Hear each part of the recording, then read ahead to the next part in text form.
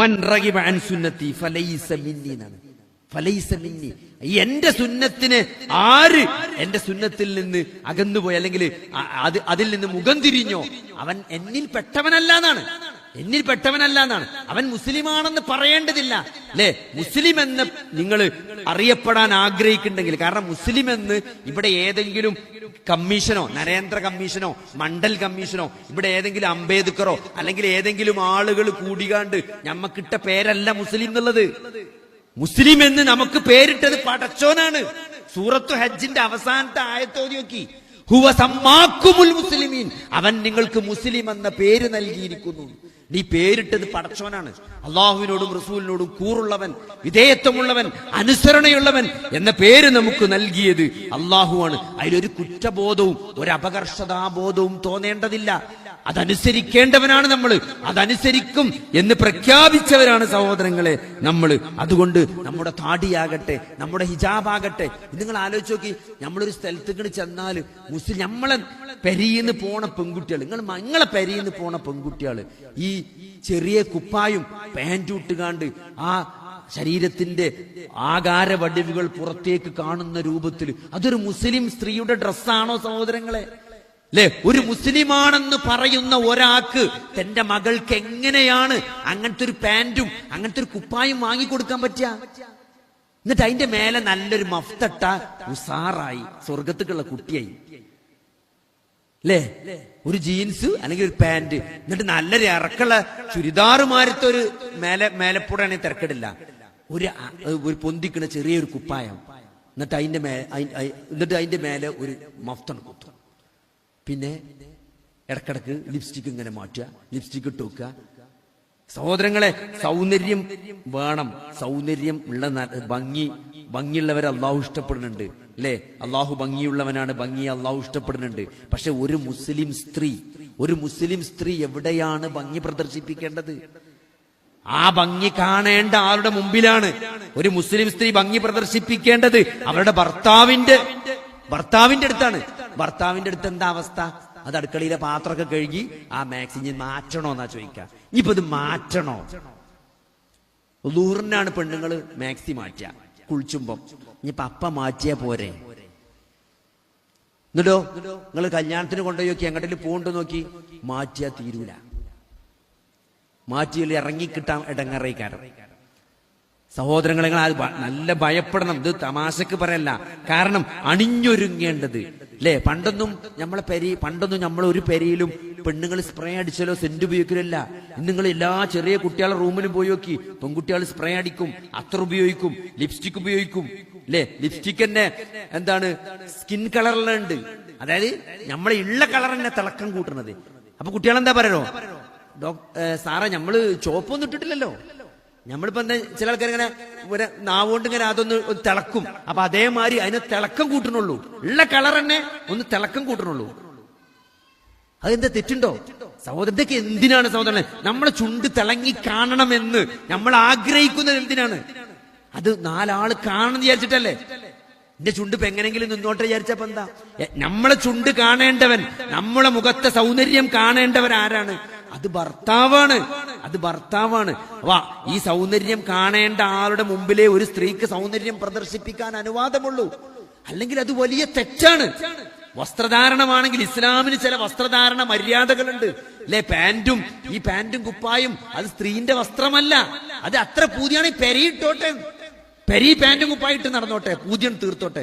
പക്ഷെ നാലാളെ മുന്നിക്ക് സമൂഹത്തിലേക്ക് ഇറങ്ങുമ്പം വിവാഹബന്ധം നിഷിദ്ധമാക്കപ്പെട്ട അന്യപുരുഷന്റെ മുന്നിലേക്ക് ഒരു മുസ്ലിം സ്ത്രീ പോകുമ്പം ഈ വസ്ത്രം ഒരിക്കലും ഒരു വിശ്വാസിക്ക് ചേർന്നതല്ല. അത് വലിയ തെറ്റന്നെയാണ്. ആരെങ്കിലും അങ്ങനെ നിങ്ങളോട് പറയാൻ മടിച്ചിട്ടുണ്ടെങ്കിൽ ഇത് തുറന്ന് പറയാണ് സഹോദരങ്ങളെ, അത് തെറ്റാണ്, അത് വലിയ കുറ്റമാണ്, അള്ളാഹുവിനും റസൂലിനും ഇഷ്ടമില്ലാത്ത കാര്യമാണ്. അതുകൊണ്ട് സഹോദര ഗൗരവമുള്ള വിഷയമാണ്. കാരണം ഇതൊക്കെ ഇപ്പൊ തീരും. നിങ്ങൾ ഈ പളപളപ്പും ഇതൊക്കെ സഹോദരങ്ങളെ കുറച്ച് കാലുള്ളൂ അല്ലെ. കുറച്ച് ഈ സൗന്ദര്യം എന്നൊക്കെ പറഞ്ഞാൽ എത്ര ഉള്ളത്? ഒരു 15 വയസ്സ് തുടങ്ങി ഒരു 40-45 വയസ്സ് വരെയൊക്കെ ഉണ്ടാവും. പിന്നെ നമ്മളത് നിലനിർത്താൻ വേണ്ടി പാടുപെടേണ്ടി വരും. എങ്ങനെ പാടുപെട്ടാലും ഇപ്പൊ ചില സ്ത്രീകളൊക്കെ ഒപ്പിക്ക് വരുമ്പം തോന്നും, അങ്ങനെ എന്താ ഫേസ്ക്ക് ക്രീമൊക്കെ അങ്ങനെ ഇട്ടിട്ട് ആകെ എന്താ വെച്ചാൽ ആ ശരീരത്തിന്റെ ചുളിവൊക്കെ വന്നത് എങ്ങനെ കാണാതാക്കാൻ വേണ്ടിയിട്ട് എന്തൊക്കെയോ കഷ്ടപ്പെട്ട് ചെയ്തതാണ്. അതൊക്കെ എത്ര കാലം ചെയ്യാൻ പറ്റും? ഇപ്പൊ എന്തൊക്കെയോ പരിപാടികളുണ്ട്, ഇതിനുള്ളിൽ ഫാറ്റ് കുത്തിവെച്ചിട്ട് ഈ ചുളിവൊക്കെ പോക്കണ പരിപാടി ഉണ്ട്. മുഖത്തെ ചുളിവ് വരില്ല നമുക്ക് വയസ്സാവുമ്പം, ആ ചുളിവൊക്കെ പോക്കാനുള്ള ചികിത്സകളുണ്ട്. അങ്ങനെയൊക്കെ നമ്മൾ ചെയ്തു. എന്നാലും എത്ര പോകാൻ പറ്റും? മാക്സിമം ഒരു 100ന്റെ അപ്പുറത്തേക്ക് പോകാൻ പറ്റുമോ? അല്ലേ? എന്നാ തന്നെ ഇങ്ങനെ ഓരോ ട്രെൻഡ് മാറി മാറി വരും. അല്ലേ? പണ്ട് നല്ലോണുള്ള മുടിയായിരുന്നു പണ്ടത്തെ സ്റ്റൈല്. ഇപ്പൊ മുടി മുറിച്ചലും. അല്ലേ? ഒരു തത്തമ്മ പറഞ്ഞ ഒരു കുട്ടി ഞങ്ങളെ സ്ഥാപനത്തിൽ തത്തമ്മ വിളിച്ചൊരു കുട്ടിയുണ്ട്. അപ്പൊ എന്താ ഇവിടെ തത്തമ്മ വിളിച്ചു ചോദിച്ചപ്പം ചുവന്ന ചുണ്ടും പച്ച മുടി. ചുണ്ട് നല്ല കൂടെ ചോപ്പിച്ചിക്കണ്, മുടി നല്ല പച്ച കളറാണ്. അപ്പൊ എല്ലാരും പോലെ തത്തമ്മ എന്നാ വിളിച്ചത്. ഇത് ഞാൻ ട്രെൻഡാണ്. ഇത് നിങ്ങൾ ചിരിച്ചിട്ട് കാര്യമില്ല. ഇതാണ് പുറത്തെ അവസ്ഥ.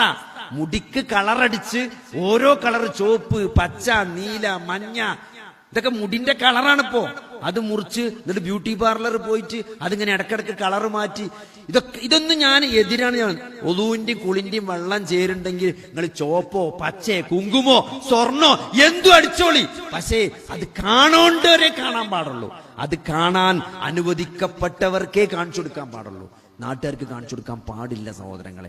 അത് വളരെ ഗൗരവമുള്ള വിഷയമാണ്. കാരണം എന്താ അറിയോ, ഇതൊക്കെ കുറച്ച് കഴിഞ്ഞാൽ നിൽക്കും. നിങ്ങൾ ആലോചിച്ച് നോക്കി, ഒരു അസുഖം വന്ന് ഒരു വയറുവേദന, എത്ര ആൾ കാലിന് വേദന വന്നു. അല്ലേ? നോക്കുമ്പോ എന്താ ക്യാൻസർ ആണ്. അല്ലേ? അങ്ങത്തിന് ഞങ്ങൾ അധിക കാലം ജീവിക്കൂല എന്ന് പറയുമ്പം നമ്മൾ ഇതൊക്കെ തിരിച്ചറിയും സഹോദരങ്ങളെ. ഈ ജീവിതത്തിന്റെ പളപളപ്പ് അവസാനിക്കുന്ന ഒരു നിമിഷം. അല്ലേ? ഈ ജീവിതം അവസാനിക്കുന്ന, നമ്മളിലേക്ക് ചുരുങ്ങുന്ന, ജീവിതത്തിന്റെ എല്ലാ വൈബുകളും അവസാനിക്കുന്ന, നമ്മളിലേക്ക് ചുരുങ്ങുന്ന ഒരു നിമിഷത്തിലേക്ക് നമ്മൾ വരും. മരിക്കുന്നതിന് മുമ്പ് എല്ലാവരും വരും സഹോദരങ്ങളെ. ജീവിതം അവസാനിക്കാൻ പോകുകയാണ് എന്ന് തിരിച്ചറിയുന്ന ഒരു നിമിഷത്തിലേക്ക് നമ്മളൊക്കെ തിരിച്ചു വരും. അബ്ദുല്ലാഹ് ഇബ്നു അംർ ഇബ്നു ആസ് റളിയല്ലാഹു അൻഹു ചുമരിലേക്ക് ചെരിഞ്ഞ് ചാരിങ്ങനെ കരയാണ്, വിങ്ങി കരയാണ്. അദ്ദേഹത്തിന്റെ മകൻ ചോദിക്കാണ്, അബ്ദുല്ലാഹ് ഇബ്നു അംർ ഇബ്നു ആസ് ആണ് കരഞ്ഞുകൊണ്ടിരിക്കുന്നത്. അപ്പൊ അദ്ദേഹത്തിന്റെ മക്കൾ ചോദിക്കണം, വാപ്പാ നിങ്ങള് എന്തിനാണ് ഇങ്ങനെ കരയണ്? അള്ളാഹുവിന്റെ റസൂലിനെ കണ്ട, റസൂലിന്റെ കൂടെ യുദ്ധം ചെയ്ത നിങ്ങൾ എന്തിനാണ് ഇങ്ങനെ കരയുന്നത് ചോദിക്കുമ്പോൾ അബ്ദുല്ലാഹ് ഇബ്നു അംർ ഇബ്നു ആസ് പറയുന്ന ഒരു മറുപടി ഉണ്ട്. എന്താണ്? എന്റെ ജീവിതത്തിൽ എനിക്ക് 3 ഘട്ടങ്ങൾ കഴിഞ്ഞു പോയിട്ടുണ്ട്. ഈ പ്രവാചകനെതിരെ ഞാൻ യുദ്ധം ചെയ്തൊരു ഘട്ടം ഉണ്ടായിരുന്നു, കാഫിറായ ഒരു ഘട്ടം. അന്നെങ്ങാനും ഞാൻ മരിച്ചു പോയിട്ടുണ്ടെങ്കിൽ ഞാൻ നരകത്തിലാകുമായിരുന്നു. പക്ഷേ അതിനുശേഷം ഞാൻ എന്റെ പ്രവാചകന്റെ കൂടെ ജീവിച്ച ഒരു കാലഘട്ടം ഉണ്ടായിട്ടുണ്ട്. ആ കാലഘട്ടത്തിൽ ഒട്ടേറെ യുദ്ധങ്ങളിൽ ഞാൻ പങ്കെടുത്തിട്ടുണ്ട്. അന്നെങ്ങാനും ഞാൻ ഷഹീദായിട്ടുണ്ടെങ്കിൽ എനിക്ക് സ്വർഗം കിട്ടുമായിരുന്നു. പക്ഷേ ആ പ്രവാചകന് ശേഷം വലിയൊരു കാലഘട്ടം ഞാൻ ജീവിച്ചിട്ടുണ്ട്. അന്ന് എനിക്ക് ചില ഉത്തരവാദിത്തങ്ങൾ ഏൽപ്പിക്കപ്പെട്ടിട്ടുണ്ട്. ഞാൻ അതിൽ വീഴ്ച വരുത്തിയിട്ടുണ്ടോ എന്നെനിക്കറിയില്ല. അതുകൊണ്ട് എന്റെ കാര്യം എന്താകും എന്നാലോചിച്ചിട്ടാണ് ഞാൻ കരയുന്നത് എന്ന് പറഞ്ഞുകൊണ്ട് ചുമരിലേക്ക് നോക്കി മരണശയ്യയിൽ കിടന്ന് വിങ്ങിപ്പൊട്ടിക്കൊണ്ടിരിക്കുന്ന അബ്ദുല്ലാഹ് ഇബ്നു അംർ ഇബ്നു ആസ് ഉണ്ട്. സഹോദരങ്ങളെ, ചരിത്രത്തിൽ എല്ലാവരും ഉണ്ട്. അല്ലേ? മഹാനായ ഉമർ ഇബ്നു ഖത്താബ് റളിയല്ലാഹു അൻഹു, അദ്ദേഹം കുത്തേച്ചുകൊണ്ട് ഇങ്ങനെ കിടക്കാണ്, നിലത്ത് കിടക്കാണ്. നമുക്കറിയാം എന്താണ് നബി സല്ലല്ലാഹു അലൈഹി വസല്ലമയുടെ മരണത്തിന് ശേഷം 2ാം ഖലീഫയായ ഉമർ റളിയല്ലാഹു അൻഹു മരിക്കുന്നത് എങ്ങനെയാണ്? മസ്ജിദുൻ നബവിയില് സുബൈക്ക് ഇമാമ് നിൽക്കുമ്പം പുറത്തുനിന്ന് വന്ന് ഇരുട്ടത്ത് കുത്തി അദ്ദേഹത്തെ കൊല്ലാണ്. വയറിന് കുത്തേറ്റു. അദ്ദേഹത്തെ ഇങ്ങനെ കടത്തിയേക്കാണ്. നമ്മള് മനസ്സിലാക്കിയത് ഉമർലാന് മാത്രം മരിച്ചെന്നല്ല, ആ നിസ്കാരത്തിൽ പങ്കെടുത്ത 7ഓ 12ഓ ആളുകളെ അയാൾ കുത്തിക്കൊന്നിട്ടുണ്ട്. അതിലൊരാൾ മാത്രമാണ് ഉമർലാവിന് കുത്തേറ്റ് ഇങ്ങനെ കിടക്കാണ്. അപ്പൊ എന്താണ്? അന്ന് വൈദ്യന്മാരും അന്ന് ദേവന്മാരത്തെ ആസ്പത്രിയും ആംബുലൻസ് ഒന്നുമില്ല, പള്ളക്ക് കുത്തേറ്റ് കിടക്കാണ്. അന്ന് ചികിത്സിക്കാൻ വൈദ്യര് വന്നു.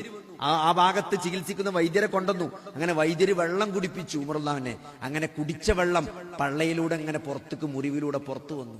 ആലോചിക്കി, കുടിച്ച വെള്ളം ഈ കുത്തിയെടുത്തുകൂടെ അങ്ങനെ പുറത്തേക്ക്, പള്ളാനുള്ളിൽ പുറത്തേക്ക് വരിക. അപ്പൊ വൈദ്യര് പറഞ്ഞു, കുടലും ആമാശയൊക്കെ മുറിഞ്ഞുകിണ്, വെള്ളം എന്താ പുറത്തേക്ക് വരികയാണ്, ഇനി ബാക്കിയാവൂല, മരണം ഉറപ്പാണെന്ന് പറഞ്ഞു. അപ്പൊ ഉമറുല്ലാഹിനെ ഇങ്ങനെ കിടന്നിട്ട് ഓരോരുത്തരെ വിളിച്ചാണ്, മക്കളെ വസിയത്ത് കൊടുക്കാണ്. എല്ലാ വസിയത്തും മരണം ഉറപ്പായി കിടക്കുമ്പം അപ്പൊ നിലത്ത് ഇങ്ങനെ കിടക്കാം, മണ്ണിലാണ് തല. മകൻ അബ്ദുല്ലാഹിബ്നു ഉമറിന് ഭയങ്കര സങ്കടം ഉണ്ടായി. അബ്ദുല്ലാഹിബ്നു അബ്ബാസ് ഉണ്ട് അവിടെ, അബ്ദുല്ലാഹിബ്നു ഉമർ ഉണ്ട്, അവരൊക്കെ ഉണ്ട്.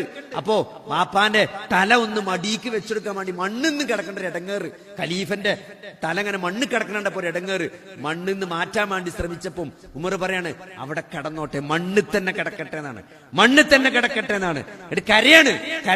അപ്പോ ഇബ്നു അബ്ബാസ് ചോദിക്കണ്ട്, എന്തിനാണ് ഉമറും ഫിൽ ജന്ന എന്ന് അള്ളാഹുവിന്റെ റസൂലിന്റെ നാവിൽ നിന്ന് ഞാൻ കേട്ടിട്ടുണ്ട് എന്നാണ്. നിങ്ങൾ ആലോചിക്കി, ആരാ പറയണത്? ഇബ്നു അബ്ബാസാ പറയണത്.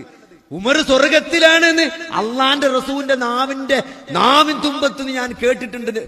ഉമർ അള്ളാഹുവിനോ, നിങ്ങൾ എന്തിനാണ് പിന്നെ കരയണെന്നാണ്. അങ്ങനത്തെ ഉമറാണ് ഈ കിടക്കണ കുത്തേറ്റിട്ട്, പിന്നെ എന്തിനാണ് നിങ്ങൾ കരയണെന്ന് ചോദിച്ചത്. സഹോദരങ്ങളെ, ആ ഉമർ അള്ളാഹുവിന് പറഞ്ഞ മറുപടി തന്നെയാണ് അല്ലേ. അങ്ങനെ ഒരു കാലഘട്ടം ഉണ്ടായിരുന്നു. ആ ഉമർ, നബി സല്ലല്ലാഹു അലൈഹി വസല്ലമ ഉമർ സ്വർഗത്തിലാണ് എന്ന് പറഞ്ഞ കാലത്ത് ഉമർ മരിച്ചിരുന്നെങ്കിൽ ഉമർ സ്വർഗത്തിലായിരിക്കും. പക്ഷേ അതിനുശേഷം ഞാൻ ഒരുപാട് അമാനത്തുകൾ കൈകാര്യം ചെയ്തിട്ടുണ്ട്, അതിലെനിക്ക് വീഴ്ച വന്നിട്ടുണ്ടോ എന്ന് ഞാൻ പേടിച്ചുകൊണ്ടിരിക്കുകയാണ് എന്ന് പറഞ്ഞ് കരയുന്ന മഹാനായ ഉമർ റളിയല്ലാഹു അൻഹു. അതുകൊണ്ട് സഹോദരങ്ങളെ, ഒരാളും രക്ഷപ്പെടൂല അല്ലെ. ഈ ഖബറിലേക്ക് വെച്ചാല് ഖബറിനൊരു ഇടുക്കമുണ്ട് എന്നാണ്. ഖബറൊന്നും കൊണ്ട് കൂട്ടി എല്ലാരും ഒന്ന് ഇടുക്കുന്നതാണ്. അതിൽ നിന്ന് ഒരാൾക്ക് പോലും രക്ഷപ്പെടാൻ സാധിക്കുകയില്ല. അതിൽ നിന്ന് രക്ഷപ്പെടാൻ സാധിക്കുമെങ്കിൽ സഹോദരങ്ങളെ, അതിൽ നിന്ന് ഒരു സഹാബി രക്ഷപ്പെടുമായിരുന്നു എന്ന് നബി സല്ലല്ലാഹു അതിൽ നിന്ന് മുആദ് രക്ഷപ്പെടുമായിരുന്നു എന്ന് നബി സല്ലല്ലാഹു അലൈഹി വസല്ലം പറഞ്ഞിട്ടുണ്ട് അല്ലെ. മുആദ് രക്ഷപ്പെടുമായിരുന്നു എന്ന്. അതുകൊണ്ട് സഹോദരങ്ങളെ, നമ്മളിവിടെ മനസ്സിലാക്കല്ല മിസ്അബിനു ഉമൈർ റളിയല്ലാഹു അൻഹു. അതുകൊണ്ട് സഹോദരങ്ങളെ, നമ്മൾ മനസ്സിലാക്കേണ്ടത് എല്ലാവരും, എല്ലാ ആളുകളും മരിക്കുന്നതിന് മുമ്പ് ഈ ഒരു അവസ്ഥയിലേക്ക് എത്തും. മരണം സുനിശ്ചിതമായ റൂഹ് തൊണ്ടക്കുയിലെത്തുന്ന ഒരു സ്റ്റേജിലേക്ക് നമ്മളൊക്കെ എത്തും. അന്ന് നമുക്ക് മനസ്സിലാകും സഹോദരങ്ങളെ, സത്യമെന്താണ്, ഹക്കെന്താണ് എന്ന് അല്ലെ. ഈ ഓക്സ്ഫോർഡ് നടത്തിയ ഒരു വലിയ പഠനമുണ്ട്. ഓക്സ്ഫോർഡ് യൂണിവേഴ്സിറ്റി നടത്തിയ ഏറ്റവും ദീർഘകാലം നീണ്ടു നിൽക്കുന്ന ഒരു പഠനം. അതായത് ഓക്സ്ഫോർഡിലേക്ക് പഠിക്കാൻ വേണ്ടി വന്നിട്ട് ഇപ്പൊ ഈ അലിഗഡ് യൂണിവേഴ്സിറ്റി ഒക്കെ ഉണ്ട്. അവിടെ നമ്മൾ പോയി കഴിഞ്ഞാൽ, ഇപ്പൊ ഞാൻ കഴിഞ്ഞ വർഷം അലിഗഡ് പോയപ്പം അവിടെ കണ്ടൊരു കാര്യം എന്താ വെച്ചാല്, അലിഗഡിലേക്ക് പഠിക്കാൻ വേണ്ടിയിട്ട് വന്ന ആളുകൾ പിന്നെ എന്ത് ചെയ്യും, ആ പഠിത്തം കഴിഞ്ഞ് അവിടെ തന്നെ റിസർച്ച് ചെയ്യും, എന്നിട്ട് അവിടെ തന്നെ ജോലി കയറും, എന്നിട്ട് എന്ത് ചെയ്യും, അവിടെ തന്നെ പ്രൊഫസറായിട്ട് പിന്നെ റിട്ടയർ ആയിട്ട്, കാരണം കുറെ കാലം നാട്ടിൽ നിന്ന് പോന്നിട്ട് ഇനി നാട്ടിൽ പോയാലൊരു നിലയും ബലി ഉണ്ടാവില്ല വിചാരിച്ചിട്ട് അവിടെ തന്നെ താമസിക്കും, എന്നിട്ട് അവിടെ തന്നെ മരിക്കും. അവിടുത്തെ ഖബറിൽ തന്നെ എന്ത് ചെയ്യും, ഖബർസ്ഥാനിൽ തന്നെ കുഴിച്ചിടും. അങ്ങനെ ഏറ്റവും കൂടുതൽ ആളുകൾ മറമാടിയ ഖബർസ്ഥാനാണ് ഓക്സ്ഫോർഡിന്റെ ഖബർസ്ഥാൻ. ഞാൻ മുസ്ലിങ്ങളുടെ അർത്ഥത്തിലല്ല, അവിടേക്ക് പഠിക്കാൻ വേണ്ടി വന്ന് പിന്നെ അവിടെ പഠിച്ചും അവിടെ റിസർച്ച് നടത്തി പിന്നെ അവിടെ പ്രൊഫസർമാരായിട്ട് പിന്നെ അവിടെ തന്നെ മരിച്ച് അവിടുത്തെ സെമിത്തേരികളിൽ മറവടക്കിയ ഏറ്റവും കൂടുതൽ ആളുകളുള്ള ലോകത്തിലൊരു സ്ഥലമാണ് ഈ ഓക്സ്ഫോർഡ് യൂണിവേഴ്സിറ്റി എന്ന് പറയുന്നത്. അപ്പൊ അവിടെ നടത്തിയ ഒരു പഠനമുണ്ട്. ജീവിതത്തിൽ മരിക്കാൻ നേരത്ത് ഏറ്റവും കൂടുതൽ സങ്കടത്തോടെ മരിക്കുന്നത് ആരാണ്, ഏറ്റവും കൂടുതൽ സങ്കടത്തോടെ മരിക്കുന്നത് ആരാണെന്നാണ് പഠനം. മരിക്കാൻ നേരത്ത് പോയി ചോദിക്കുക, നിങ്ങൾക്ക് മരണത്തിൽ ഇപ്പൊ എന്തെങ്കിലും പ്രയാസമുണ്ടോ, നിങ്ങളുടെ ജീവിതത്തിൽ എന്തെങ്കിലും നിങ്ങൾ അലട്ടുന്നുണ്ടോ മരണത്തിന്. അപ്പൊ ഏറ്റവും കൂടുതൽ ആളുകളെ മരണത്തിന്റെ സമയത്ത് അലട്ടുന്ന കാര്യം എന്താ ചോദിച്ചാല്, ജീവിതത്തിൽ ചെയ്യാൻ കഴിയുമായിരുന്ന ചെറിയ ചെറിയ കാര്യങ്ങൾ ചെയ്യാതെ പോയ ആളുകൾ അല്ലേ. ഒരിക്കലും മരിക്കാൻ നേരത്ത് ഞാൻ എന്റെ മക്കൾക്ക് ഒരു കൊട്ടാരം ഉണ്ടാക്കി കൊടുത്തില്ലല്ലോ, ഞാനൊരു ബെൻസ് കാറ് വാങ്ങിയില്ലല്ലോ എന്ന് മരിക്കാൻ നേരത്ത് ആർക്കും വിഷമം ഉണ്ടാവില്ല. പക്ഷെ മരിക്കാൻ നേരത്ത് നമുക്ക് ചെയ്യാൻ സാധിക്കുമായിരുന്ന ചെറിയ ചെറിയ കാര്യങ്ങൾ, ഞാൻ എന്റെ ഉമ്മാനോട് മുണ്ടിയില്ലല്ലോ അല്ലെ, ഉമ്മാനോട് 6, 7, 8 കൊല്ലായിട്ട് നമ്മളെ നാട്ടിൽ കുഴപ്പം തരങ്ങള്, നമ്മളെ നാട്ടില് ഒരു പെരീക്കാണ് കെട്ടിക്കൊണ്ടുവരാം. മൂത്ത മകൻ ആദ്യം കെട്ടിക്കൊണ്ടുവരും, പിന്നെ രണ്ടാമത്തെ മകൻ കെട്ടിക്കൊണ്ടുവരും, പിന്നെ അവിടെ തല്ലും പൊടിയൊക്കെ ഉണ്ടാവുമ്പോൾ മൂത്ത മകൻ പോവും, രണ്ടാമത്തവും പോകും. അങ്ങനെയാണ് നമ്മളെ നാട്ടിലൊരു ട്രെൻഡ്. ശരിക്കും അങ്ങനല്ല വേണ്ടിയത്. ഒരു കുടുംബത്തിൽ ഒരാളെ പാടുള്ളൂ, ഒരു കുടുംബനാഥനെ പാടുള്ളൂ. എന്റെ പെണ്ണുങ്ങളെ കുടുംബനാഥൻ ഞാനാണ്. എന്റെ ബാപ്പല്ല, എന്റെ ബാപ്പോളെ ഭരിക്കാൻ വരാൻ പാടില്ല, ഞാനാണ് ഓളെ ഭരിക്കേണ്ടത്. എന്റെ ബാപ്പ ഭരിക്കുന്നത് പലപ്പോഴും ഒരു പെണ്ണിന് ഇഷ്ടപ്പെടൂല. അത് എല്ലാരും സ്വഭാവമാണ്.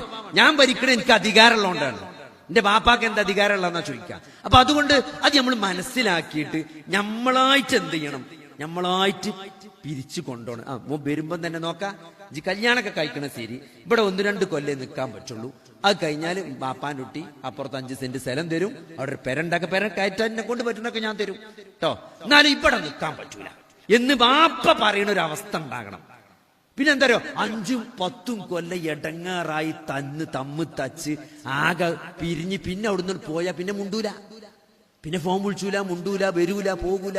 ഇത് ഇത്രയും കാലം ഉണ്ടായ കുശുമ്പോണ്ട് വന്നതാണത്. അതിന് മുജാഹിദ് എല്ലാവരും കണക്കന്നെ, എല്ലാ കുടുംബത്തിലും ഉണ്ട്. അത് എങ്ങനെ എത്ര വലിയ ഒരു അമ്മായിമന്റെ കുപ്പായം മരുവോളെ കുപ്പായം ഇട്ടോ എന്നാ കഴിഞ്ഞ്. എത്ര ദീനുള്ളവരാൾക്കും വളരെ കഷ്ടപ്പാടാണ്. അതുകൊണ്ട് ഞാൻ പറയാം, നമ്മളെന്താരോ നമ്മൾ തെറ്റി നിൽക്കുന്ന, ഞാൻ പറഞ്ഞ മരിക്കാൻ നേരത്ത് ഏറ്റവും കൂടുതൽ സങ്കടപ്പെടുന്ന ആളുകൾ ആരാണെന്ന് ലോകത്ത് നടത്തിയ പഠനത്തിൽ പറയുന്ന കാര്യമാണ് ഞാൻ പറയണത്. ചെയ്യാൻ കഴിയുമായിരുന്ന ചെറിയ ചെറിയ കാര്യങ്ങൾ ചെയ്യാതെ പോയ ആൾക്കാർ അല്ലെ, അമ്മായിമാനോട് അമ്മോശനോടൊക്കെ തെറ്റിപ്പോയ വരിന്ന് ഇറങ്ങിപ്പോയവരുണ്ടാവും. പക്ഷെ പിന്നെ ഫോൺ വിളിച്ചെടുക്കൂല, മുണ്ടൂല. സഹോദരങ്ങളെ, ഒക്കെ നമ്മൾ അവസാനം നമ്മൾ ദുഃഖിക്കേണ്ടി വരും. എന്താ സഹോദരങ്ങളെ, നമ്മളെല്ലാരും മരിച്ചു പോകൂലേ? എല്ലാരും മരിച്ചു പോകും, ഇവിടെ ആരും ബാക്കിയാവൂല. നമ്മളെ പരസ്പരമുള്ള ഇതൊക്കെ സഹോദരങ്ങളെ നമ്മളെ മേല് ആ മണ്ണിടുന്നത് വരെ ഉണ്ടാവുള്ളൂ, ഈ അഹങ്കാരമൊക്കെ. അതുകൊണ്ട് സഹോദരങ്ങളെ, നമ്മള് എല്ലാവരും നല്ല രൂപത്തിൽ പെരുമാറാം. നമ്മള് അങ്ങോട്ട് വിളിച്ച്, നമ്മൾ തെറ്റി നിൽക്കണോ അങ്ങോട്ട് വിളിച്ചിട്ട് നമ്മള് സലാം പറഞ്ഞുകൊണ്ട് നമ്മൾ എന്ത് ചെയ്യുക, അത് അവസാനിപ്പിക്കുക. അതുകൊണ്ട് നമ്മള് ജീവിതത്തിൽ ചെയ്യാൻ കഴിയുന്ന ചെറിയ ചെറിയ കാര്യങ്ങൾ അത് ചെയ്യാതെ പോയാൽ മരിക്കണ നേരത്ത് നല്ല സങ്കടം ഉണ്ടാവും, നല്ല സങ്കടം ഉണ്ടാവും. അതുകൊണ്ട് ഭാര്യമാരുമായിട്ടാണെങ്കിലും മക്കളുമായിട്ടാണെങ്കിലും ഏട്ടനായിട്ടാണെങ്കിലും അഞ്ചനായിട്ടാണെങ്കിലും അളിയനായിട്ടാണെങ്കിലും എളാപ്പ മൂത്താപ്പാരായിട്ട് അമ്മോമാരായിട്ട് അമ്മോശനായിട്ടാണെങ്കിലും സഹോദരനൊക്കെ പറഞ്ഞ് പൊരുത്തപ്പെട്ട് നല്ലൊരവസ്ഥയിൽ നമ്മൾ ജീവിക്കാൻ. എപ്പോഴാണ് മരണം, ഏത് രൂപത്തിലാണ് മരണം വരിക എന്ന് നമുക്കൊരാൾക്കും പറയാൻ സാധ്യമല്ല. അതുകൊണ്ട് മരണം വരുന്ന സന്ദർഭത്തിൽ സഹോദരങ്ങളെ നല്ല സമാധാനത്തോടു കൂടി, ഞാൻ നേരത്തെ പറഞ്ഞില്ലേ, മലക്കുകൾ വന്നിട്ട് നിങ്ങൾക്ക് സമാധാനമുണ്ട് എന്ന് മലക്കുകൾ സന്തോഷ വാർത്ത അറിയിക്കുന്ന സുമ്മല്ലദീന ഖാലു ഇന്നല്ലദീന ഖാലു റബ്ബുനല്ലാ സുമ്മ ഇസ്തഖാമു തതനസ്സലു അലൈഹിമുൽ മലായികതു അല്ലാ തഖാഫു വലാ തഹ്സനു. നിങ്ങൾ ആലോചിച്ച്, അല്ലാ തഖാഫു, നിങ്ങൾ പേടിക്കേണ്ട, വലാ തഹ്സനു, നിങ്ങൾ ദുഃഖിക്കേണ്ട. അല്ലേ, പേടിയും ദുഃഖും നമ്മൾ എപ്പോഴും പരിശോധിച്ച ഒരു വിശ്വാസിയെ സംബന്ധിച്ചിടത്തോളം ഈ ഇസ്ലാം നൽകുന്ന ഏറ്റവും വലിയ ഒരു ഇസ്സത്ത് എന്ന് പറഞ്ഞത്, ഏറ്റവും വലിയ ഒരു കംഫർട്ട് എന്ന് പറഞ്ഞത്, ഏറ്റവും വലിയ ഒരു തണല് ഈ ദുനിയാവിൽ എന്ന് പറഞ്ഞത് ഈ രണ്ട് കാര്യങ്ങളാണ്. ഒന്ന്, നിങ്ങൾ പേടിക്കേണ്ട, രണ്ട്, നിങ്ങൾ ദുഃഖിക്കേണ്ട. വലാ തഖാഫു വലാ തഹ്സനു, അല്ലാ തഖാഫു വലാ തഹ്സനു, നിങ്ങൾ ഭയപ്പെടേണ്ട, നിങ്ങൾ പേടിക്കേണ്ട, നിങ്ങൾ ദുഃഖിക്കേണ്ട. ഈ പേടി എന്തിനെ കുറിച്ചാണ്? പേടി എപ്പോഴും നമ്മൾ പരിശോധിച്ചാൽ മനസ്സിലാവും, പേടി വരാനുള്ളതിനെ കുറിച്ചാണ് പേടി ഉണ്ടാകുക. അല്ലെ, എന്റെ കുട്ടിയാൾക്ക് അസുഖം വരുമോ, എന്റെ ജോലി നഷ്ടപ്പെടുമോ, എന്റെ വണ്ടി കുത്തുവോ, അല്ലെ, എന്റെ കുട്ടി പരീക്ഷയിൽ തോൽക്കുവോ, ഇതിനെ കുറിച്ചാണ് പേടി ഉണ്ടാകുക. അല്ലെ, ഇപ്പൊ നമ്മൾ ഇവിടുന്ന് അറിയാം, ഇട്ടത്ത് പോകുമ്പോ പാമ്പ് കടിച്ചോ ഇന്ന് പേടിണ്ടാവും. എന്നാൽ ദുഃഖം എപ്പോഴാണ് ഉണ്ടാകുക? ദുഃഖം കഴിഞ്ഞു പോയതിനെ കുറിച്ചുണ്ടാകുക, കഴിഞ്ഞു പോയതിനെ കുറിച്ചാണ് ദുഃഖം ഉണ്ടാകുക. ആ പരീക്ഷയിൽ തോറ്റു, ഒന്നുകൂടി നന്നായിട്ട് പഠിക്കാമായിരുന്നു. അല്ലേ, ഭാര്യനെ ചീത്ത പറഞ്ഞു, കുട്ടിനെ തച്ചു, തല്ലണ്ടില്ലേന്നു, ഞാൻ ആ ദേഷ്യത്തിലാണ് തച്ചതാണ്. അല്ലെ, അത്രയൊന്നും തല്ലാൻ മാത്രമൊന്നും കുട്ടി ചെയ്തിട്ടില്ല. കുട്ടിനോട് പറഞ്ഞാല് കുട്ടിക്ക് മനസ്സിലാകും, ഞാൻ എന്റെ ദേഷ്യം തീർത്തോ. അല്ലെ, കുട്ടിനെ അടിക്കുന്നതിലൂടെ നമ്മൾ എന്താ ചെയ്ത്, നമ്മൾ ദേഷ്യം തീർക്കാണ് ചെയ്തത്. അല്ലാതെ കുട്ടി നന്നാകണം എന്നാണ് നമ്മൾ ആഗ്രഹിക്കുന്നതെങ്കിൽ നമ്മൾ എന്താ ചെയ്യേണ്ടത്? നമ്മൾ ആ ദേഷ്യം വരുന്ന നേരത്തെ നമ്മൾ തല്ലരുത്. അല്ലെ, നമ്മളെല്ലാം സെറ്റിലായതിനു ശേഷം രാത്രി ഓനെ വിളിച്ചിട്ട് എന്ത് ചെയ്യാ, കൃത്യമായി കാര്യങ്ങൾ പറഞ്ഞെടുത്തിട്ട് ഇനി ചെയ്യാൻ പാടില്ല എന്ന് പറയാം. പിന്നെയും ചെയ്യുകയാണെങ്കിൽ തന്നെ നമ്മൾ തല്ലണം. ആ തല്ലുകയാണെങ്കിൽ തന്നെ ആ ദേഷ്യമുള്ള നേരത്ത്, ആ ഈറടിച്ചിക്കണ നേരത്ത് പോയി തല്ലരുത്. അപ്പൊ നമ്മള് ക്ഷമിച്ച് നിന്നിട്ട് പിന്നെ നമ്മൾ എന്ത് ചെയ്യണം, അപ്പൊ തല്ലിന് അത്ര ദമ്മുണ്ടാവില്ല, തല്ലിന് അത്ര അക്രമ സ്വഭാവം ഉണ്ടാവില്ല. മറ്റെന്തരോ യുദ്ധം നടക്കുന്ന സന്ദർഭത്തിൽ അലി റളിയല്ലാഹു അൻഹുവിന്റെ മൂത്തുക്ക് ശത്രു തുപ്പാണ്, വാളിങ്ങട് ഇങ്ങനെ പൊന്തിച്ച് കഴുത്ത് വെട്ടാൻ നിൽക്കുമ്പോൾ തുപ്പാണ്, മൂത്തുകണ് തുപ്പി. ആ വാളിന് താത്തി എന്താ ചോദിച്ചപ്പോ പറഞ്ഞ മറുപടി എന്താ അറിയല്, അപ്പോഴെങ്ങാനും ഞാൻ വെട്ടിയാല് ആ തുപ്പിയിലുള്ള ഈറിയും കൂടിയും ആ വെട്ടലുണ്ടാവുന്നതാണ്. എന്റെ നിയ്യത്ത് മാറിപ്പോവും, ഇഖ്ലാസ് മാറിപ്പോവും. ചെയ്യുന്ന കർമ്മങ്ങളിലെ ഇഖ്ലാസാണ് അള്ളാഹു നോക്കുക. ഇഖ്ലാസ് ഇല്ലാത്ത കർമ്മങ്ങള് അള്ളാഹു സ്വീകരിക്കൂല. എന്താണ്? അള്ളാഹ്ക്കും വേണ്ടിയുള്ള യുദ്ധാണ്. അതിന്റെ മുഖത്തേക്ക് തുപ്പിയതുള്ളൊരു ഈറ ആ വെട്ടലില് വന്നാല് സഹോദരങ്ങളെ അതിന്റെ കൂലി പോയി, അതിന്റെ നിയ്യത്ത് മാറി. അല്ലേ? അതുകൊണ്ട് വെട്ടിയില്ലാന്നാണ്. അത്രയും സൂക്ഷ്മതയുള്ളവരായിരുന്നു സഹാബത്ത്. അതുകൊണ്ട് നമ്മള് ഈറടിച്ചിക്കണ നേരത്തെ എന്ത് ചെയ്യരുത്? കുട്ടികളെ തല്ലരുത്. ആ ഈറും കൂടി ആ തല്ലലുണ്ടാവും. നമ്മള് അവര് എന്തിനാപ്പ നമ്മളിപ്പോഴും ആലോചിക്കണത്, എന്തിനാപ്പ നമ്മൾ തല്ലണത്? ഒരു മാറാനാണ്. അങ്ങനെയാണെങ്കിൽ തല്ലിനേക്കാൾ എത്രയോ വേറെ മാർഗങ്ങൾ മാറാൻ, അതിനേക്കാൾ നല്ല മാർഗങ്ങളുണ്ട്. അതാണ് ഒരാൾ സ്വീകരിക്കേണ്ടത്. ഇനി അതല്ല, ഒരു തല്ലി നമുക്ക് കൊടുക്കണം, ഒന്ന് മാതൃകാപരമായി ശിക്ഷിക്കണം എന്നാണെങ്കിൽ അത് ഈറടിച്ചിക്കണ നേരത്തെ എന്ത് ചെയ്യരുത്? നമ്മൾ ചെയ്യരുത്. ആ ഈറ മാറുമ്പോൾ നമ്മൾ ചെയ്താൽ നമുക്ക് ചിലപ്പം തല്ലാൻ തോന്നൂല. അപ്പൊ നമ്മൾ വേറെ എന്തെങ്കിലും ചെയ്യും. അതുകൊണ്ട് സഹോദരങ്ങളെ, ഞാൻ പറഞ്ഞെന്താ വെച്ചാല് നമ്മൾ ദുഃഖിക്കേണ്ടതില്ല എന്ന് പറഞ്ഞാൽ, നമ്മൾ ഒരു വിശ്വാസിയെ സംബന്ധിച്ചിടത്തോളം ഈ ജീവിതത്തിലെ ഏറ്റവും വലിയ ഒരു തണൽ എന്ന് പറഞ്ഞാൽ തന്നെ വിശ്വാസികളെ മറ്റുള്ളവരിൽ നിന്ന് വ്യതിരിക്തനാക്കുന്നത് ഈ ഒരു വിശ്വാസമാണ്. ഈ അള്ളാഹുവിനെ കുറിച്ചുള്ള വിശ്വാസം, ഈ ഒരു നിർഭയത്വം. അല്ലെ, നിങ്ങൾ ദുഃഖിക്കേണ്ട, ഇനി കഴിഞ്ഞ കാര്യത്തെ പറ്റി നിങ്ങൾ വിഷമിക്കേണ്ട. അല്ലെ,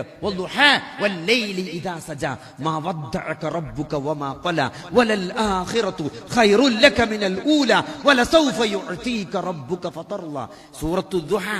അതെപ്പോഴിറങ്ങിയ? നബി സല്ലല്ലാഹു അലൈഹി വസല്ലമക്ക് നുബുവത്ത് കിട്ടി, നബി പ്രവാചകനാണെന്ന് പ്രഖ്യാപിച്ച്, നബി കുടുംബക്കാരോടൊക്കെ പറഞ്ഞ് എന്ത് ലാ ഇലാഹ ഇല്ലല്ലാഹ് പ്രഖ്യാപിച്ച് കുറച്ചു കാലം പിന്നെ വഹിയൊന്നുമില്ല. ആൾക്കാർ കളിയൊക്കെ, എവിടെ നബിയെ, എന്റെ മലക്കൊക്കെ പോയോ, എന്റെ വഹിയൊക്കെ പോയോ എന്ന് നബിനെ കളിയാക്കാൻ തുടങ്ങി. 6 മാസമായി വഹി വന്നിട്ട് നബിക്ക് വിഷമായി. ആൾക്കാർ കളിയാക്കാണ്. നബിക്ക് തന്നെ തോന്നി ഞാൻ നബിയല്ലേന്ന്. കാരണം നബിയാണെന്ന് പറഞ്ഞു, വഹി വന്നു. അല്ലേ, വഹി വന്നങ്ങൾ നോക്കിണ്ടോ? വഹി വന്നെന്താ? ഒരു ഗുഹയിലിരിക്കുമ്പോ ബാക്കിൽ ഒരാൾ അണഞ്ഞൂട്ടി പിടിച്ച് ബെരുത്താക്കി. ഇക്കറ എന്നിട്ട് നെഞ്ചുകെട്ടി പിടിച്ച് ചതച്ചക്കാണ്. ഇക്കറ എന്നിട്ട് പനിച്ചു പോയി കടന്നക്കാണ്. എന്നിട്ട് ഒരാള് വറഖത്ത് ബിൻ നൗഫൽ വന്നിട്ടാണ് പറയണത്, അത് ജിബ്രീലാണ്, അത് ബൈബിള് പഴയ നിയമത്തില് മൂസന്റെ അടുത്തേക്ക് വന്ന നബിയാണ്, അല്ല മലക്കാണ് വന്നത്, ഇത് ജിബ്രീലാണ്, ഇത് നബിയാണ് എന്ന് ആരാ പറഞ്ഞത്? വറഖത്ത് ബിൻ നൗഫലാ പറഞ്ഞത്. ആകാശത്തെ എഴുതി കാണിച്ചേക്കല്ല മുഹമ്മദ് നബിയാണെന്ന്. അങ്ങനെ നബിയാണ് തോന്നി, അങ്ങനെ നബിയാണെന്ന് പറഞ്ഞു, വഹി കിട്ടി. പിന്നെ വഹിയില്ല. നിങ്ങൾ ആലോചിച്ച് നോക്കി, പിന്നെ വഹിയില്ല. എല്ലാവരും കളിയാക്കുക. നബിക്കെന്നെ തോന്നി ഞാൻ നബിയല്ലേ എന്ന്. അപ്പോഴാണ് വളുഹ ഇറങ്ങണത്.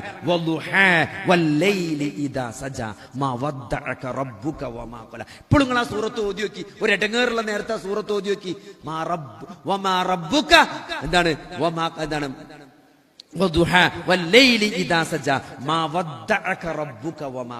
നിന്റെ റബ്ബ് നിന്നെ ഉപേക്ഷിച്ചിട്ടില്ല, നിന്റെ റബ്ബ് നിന്നെ വെറുത്തിട്ടില്ല നബിയെ. നിനക്ക് വന്നതിനേക്കാൾ ഉത്തമം വരാനുള്ളതാണ്. നിന്റെ റബ്ബ് നിനക്ക് നൽകും, അപ്പൊ എനിക്ക് തൃപ്തിയാകും എന്നൊക്കെ ളുഹാ സൂറത്താണ്. അപ്പൊ എന്താ, നബി സല്ലല്ലാഹു അലൈഹി വസല്ലമക്ക് പോലും അങ്ങനെ പ്രയാസങ്ങളും മാനസിക പിരിമുറുക്കങ്ങളും സംഘർഷങ്ങളൊക്കെ ഉണ്ടായിട്ടുണ്ട്. അതുകൊണ്ട് ഈ ദീൻ നൽകുന്ന ഏറ്റവും വലിയ ഒരു സുരക്ഷിതത്വം എന്നത്, ഒരു തണൽ എന്നത് സത്യത്തിൽ ഈ അള്ളാഹുവിലുള്ള അചഞ്ചലമായ വിശ്വാസമാണ്. അല്ലെ, എന്തൊരു പ്രയാസം ഉണ്ടെങ്കിലും ഇതൊക്കെ എന്റെ റബ്ബ് അറിയുന്നുണ്ട്, ഇതൊക്കെ എന്റെ റബ്ബ് അറിയുന്നുണ്ട്, ഇതൊക്കെ എന്റെ റബ്ബ് തന്നെയാണ് എനിക്ക് നൽകിയത്. ഇപ്പൊ എന്റെ കുട്ടി മരിച്ചു, അല്ലെ, എന്റെ കുട്ടി മരിച്ചു. ഒരു കുട്ടി മരിക്കുമ്പോൾ ഒരു കുട്ടി നമ്മള് ഒരു ബാപ്പ ജീവിച്ചിരിക്കുമ്പം ഒരു കുട്ടി മരിക്കുക എന്ന് പറഞ്ഞാൽ അത് വലിയ വിഷമമുള്ള കാര്യമാണ്. അല്ലെ, എന്റെ വാപ്പാന്റെ മയ്യത്ത് നിസ്കരിക്കുമ്പം എനിക്ക് എത്ര സങ്കടം ഉണ്ട്, അതിനേക്കാളേറെ സങ്കടം ഉണ്ടാവും എന്റെ മകന്റെ മയ്യത്ത് ഞാൻ നിസ്കരിക്കുക എന്ന് പറഞ്ഞാൽ. കാരണം ഞാൻ ഒരിക്കലും ആഗ്രഹിക്കണില്ല എന്റെ മകന്റെ മയ്യത്ത് നിസ്കരിക്കണമെന്ന്. എന്റെ മകൻ എന്റെ മയ്യത്ത് നിസ്കരിക്കണമെന്നാണ് ഞാൻ ആഗ്രഹിക്കുന്നത്. പക്ഷെ സഹോദരങ്ങളെ, ഞാൻ എന്റെ മകന്റെ മയ്യത്ത് നിസ്കരിക്കുക എന്ന് പറയുമ്പം അത് വല്ലാത്ത വിഷമമുള്ള ഒരവസ്ഥയാണ്. പക്ഷേ ഒരു വിശ്വാസിയെ സംബന്ധിച്ചിടത്തോളം ജീവിച്ചിരിക്കുമ്പം, മാതാപിതാക്കൾ ജീവിച്ചിരിക്കുമ്പം, മക്കൾ മരിച്ചു പോകുന്ന മാതാപിതാക്കൾക്ക് ആശ്വാസം നൽകുന്ന ഹദീസുകളുണ്ട്. എന്താണ്? വല്ലാത്ത വിഷമത്തിലും നമുക്ക് നിലനിൽക്കാൻ, പിടിച്ചു നിൽക്കാൻ അള്ളാഹു നൽകിയ വഹിയുണ്ട്. എന്ത്? സ്വർഗമുണ്ട് എന്നുള്ള, സ്വർഗം കിട്ടും, ക്ഷമിച്ചാൽ സ്വർഗം കിട്ടും എന്നുള്ളത്. അല്ലെ, മലക്കിനോട് ചോദിക്കും, എന്താണ് എന്റെ അടിമയുടെ കരളിന്റെ കഷ്ണമാണല്ലോ മലക്കെ നീ പറിച്ചെടുത്തത്, എന്റെ അടിമ എന്താണ് പ്രതികരിച്ചത് എന്ന് മലക്കിനോട് ആ സമയത്ത് അള്ളാഹു ചോദിക്കുന്നതാണ്. അപ്പൊ മലക്ക് പറയും, നിന്റെ അടിമ പറഞ്ഞു അൽഹംദുലില്ലാ ഇന്നാ ലില്ലാഹി വ ഇന്നാ ഇലൈഹി റാജിഊൻ. നിന്റെ അടിമ എന്താ പറഞ്ഞോ? മകന്റെ മരണവാർത്ത കേട്ടു, അല്ലെ, മകൻ ആക്സിഡന്റ് ആയി ഗൾഫിൽ മരിച്ചുകണ് എന്നുള്ള ന്യൂസ് കേട്ടപ്പം ആ വാപ്പ എന്താ പറഞ്ഞറിയോ? അൽഹംദുലില്ലാ ഇന്നാ ലില്ലാഹി വ ഇന്നാ ഇലൈഹി റാജിഊൻ എന്നാണ് ആ വാപ്പ പറഞ്ഞത് എന്ന് മലക്ക് പടച്ചവനോട് പറയുന്നത്. പറയുന്ന. അപ്പൊ പടച്ചോൻ പറയും സമ്മാ ബൈത്ത്, എന്താണ് ബന ബൈത്തൽ ഹംദ്, സമ്മാ ബൈത്തൽ ഹംദ്, ഒരു വീടുണ്ടാക്കാൻ പറയും. എന്നിട്ടോ ആ വീടിന് ബൈത്തുൽ ഹംദ് എന്ന് പേരിടാൻ പറയും. സ്വർഗത്തില് ഒരു വീടുണ്ടാക്കി ആ വീടിന് ബൈത്തുൽ ഹംദ് എന്ന് പേരിട്ടിട്ട് അത് രജിസ്റ്റർ ചെയ്തിട്ടാണ് കൊടുക്കാൻ പറയും. ആര്? പടച്ചോൻ ആ മലക്കിനോട്. നിങ്ങൾ ആലോചിച്ച് നോക്കി, അതാണ് ഒരു വിശ്വാസിക്ക് ലഭിക്കാൻ പോണ് അല്ലെ. ഒരു മക്കള് മരിക്കുന്ന മാതാപിതാക്കൾക്ക് ലഭിക്കാനിരിക്കുന്ന അളവറ്റ അനുഗ്രഹങ്ങൾ നാളെ പരലോകത്ത് ഒരു ഗ്രന്ഥം എഴുതാണ് ഒരു പണ്ഡിതൻ, താബിവര്യനായ ഒരു പണ്ഡിതൻ അതിന്റെ ഗ്രന്ഥം എഴുതിക്കൊണ്ടിരിക്കുകയാണ്. ഇത്രയും പ്രതിഫലം എന്റെ ഹദീസിൽ വന്നത്. അത് എഴുതി അവസാനം അദ്ദേഹം പറയാണ്, 12 എത്രയോ മക്കളുണ്ട്, എന്റെ ഒരു മകൻ പോലും മരിച്ചില്ലല്ലോ എന്നുള്ളത്. ഇത്രയും പ്രതിഫലം ഇതൊക്കെ കിട്ടാന് ഒരു കുട്ടി പോലും എനിക്ക് മരിച്ചില്ലല്ലോ എന്ന് അദ്ദേഹം സങ്കടപ്പെട്ടു എന്ന് ആ ഗ്രന്ഥം എഴുതുമ്പം അദ്ദേഹം പറഞ്ഞതായിട്ട് നമുക്ക് ചരിത്രത്തിൽ കാണാൻ സാധിക്കും. അത്രയും പ്രതിഫലമാണ് മക്കൾ മരിച്ചാല് മാതാപിതാക്കൾക്ക് കിട്ടാൻ പോകുന്നത്. അതുകൊണ്ട് ഇതൊന്നൊരു നഷ്ടല്ല. ഇനിയിപ്പോ സഹോദരങ്ങളെ, മക്കള് മരിച്ചില്ല വിചാരിച്ചോളി, ഇതൊക്കെ കുറച്ചല്ലേ, ഒരു 60-70 കൊല്ലല്ലേ ഇനി ജീവിക്കുള്ളൂ. അത് കഴിഞ്ഞാൽ ഓര് മരിക്കും, അതിന്റെ മുമ്പ് നമ്മൾ മരിക്കും, എല്ലാരും ഇവിടുന്ന് പോകും, ആരും ഇവിടെ ബാക്കിയാവില്ല. അതുകൊണ്ട് ഈ മരണത്തിന് ശേഷമുള്ള ജീവിതം അതാണ് യഥാർത്ഥ ജീവിതം. അതിലേക്കുള്ളൊരു വിളവെടുപ്പ് മാത്രമാണ് ഇഹലോക ജീവിതം എന്ന ജീവിതത്തിന്റെ ഏറ്റവും ശരിയായ കാഴ്ചപ്പാട് ആർക്ക് മനസ്സിലാക്കാൻ സാധിച്ചോ സഹോദരങ്ങളെ, അവർക്കാണ് ഈ ജീവിതത്തെ സാക്ഷാത്കരിക്കാൻ സാധിക്കുള്ളൂ.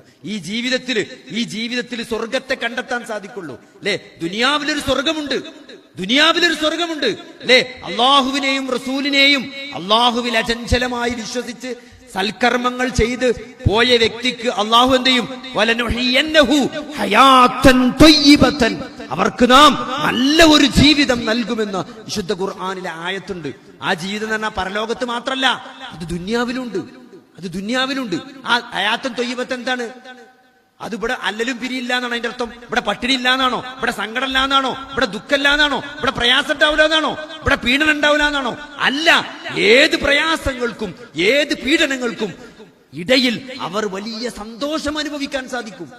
അതാണ് വിശ്വാസത്തിന്റെ പ്രത്യേകത അല്ലെ. കഴിഞ്ഞ ദിവസം സുഹൃത്ത് പറഞ്ഞു, പെരുന്നാളിന് ഒരു സന്തോഷം ഇല്ലാന്ന്. പെരുന്നാളിന് ഡ്രസ്സ് എടുത്തിട്ടില്ല, പെരുന്നാളിന് പടക്കം പൊടിച്ചിട്ടില്ലല്ലോ, പെരുന്നാളിന് ആരും ഇപ്രാവശ്യം ഞങ്ങളെ വീട്ടിൽ ഒരു സന്തോഷമില്ല. എന്താ വെച്ചാൽ വാപ്പാക്ക് അതിന്റെ മുമ്പത്തെ ആഴ്ച അറ്റാക്കായി, വാപ്പപ്പോഴും ICU പോന്നിട്ടില്ല. സഹോദരങ്ങളെ, നമ്മൾ മനസ്സിലാക്കേണ്ട ഒരു പോയിന്റ് ഉണ്ട്. പെരുന്നാളിന്റെ സന്തോഷം എന്നത് എന്താണ്? വാപ്പ ICUലായ ഇല്ലാതാവുന്നതാണോ പെരുന്നാളിന്റെ സന്തോഷം? എന്താണ് പെരുന്നാള്?